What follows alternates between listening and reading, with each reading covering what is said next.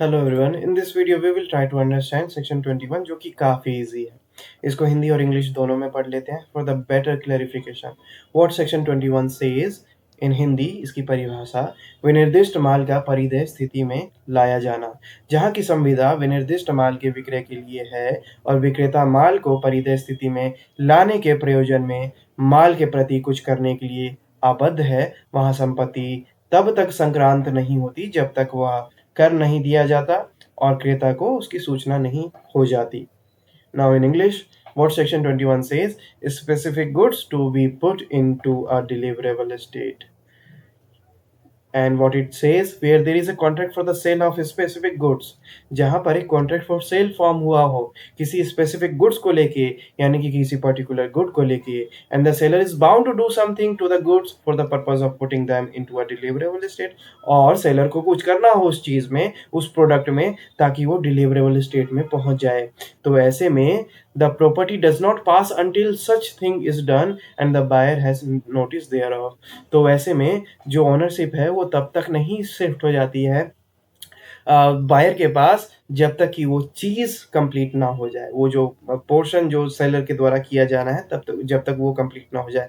For example, मुझे bike चाहिए, bike deliverable state में अभी नहीं है क्योंकि उसको पॉलिश करना है, उसमें एसेसरीज ऐड करनी है। तो जब तक वो नहीं हो जाता है तब तक वो जो है ओनरशिप उस बाइक का वो ट्रांसफर नहीं होगा बायर के पास। और सेलर को वो करके देना है मुझे, और सेलर मुझे इन्फॉर्म करेगा, मैं नोटिस करूंगा, तब जाके मैं कंफर्मेशन दूंगा, तब जाके उसका जो ओनरशिप है वो मेरे पास आ जाएगा, यानी कि बायर के पास आ जाएगा।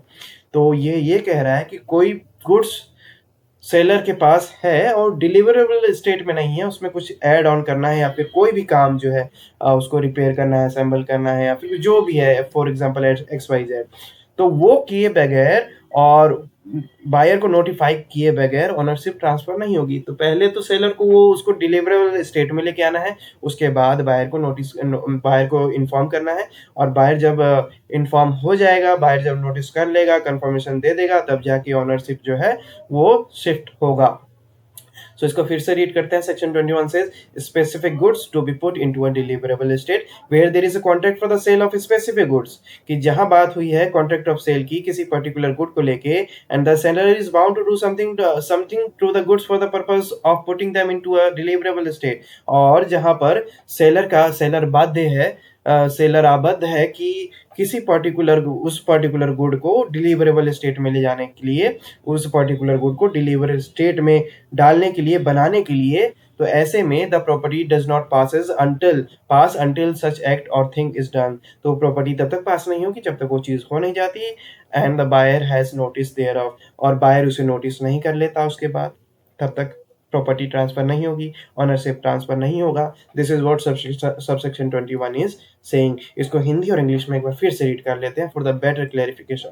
सेक्शन 21 सेज विनिर्दिष्ट माल का परिदेय स्थिति में लाया जाना। जहां की संविदा विनिर्दिष्ट माल के विक्रय के लिए है और विक्रेता माल को परिदेय स्थिति में लाने के प्रयोजन से माल के प्रति कुछ करने के लिए आबद्ध है, वहां संपत्ति तब तक संक्रांत नहीं होती जब तक वह कर नहीं दिया जाता और क्रेता को उसकी सूचना नहीं हो जाती। In English, Section 21 is specific goods to be put into a deliverable state where there is a contract for the sale of specific goods and the seller is bound to do something to the goods for the purpose of putting them into a deliverable state. The property does not pass until such thing is done and the buyer has notice thereof. This is what Section 21 is saying.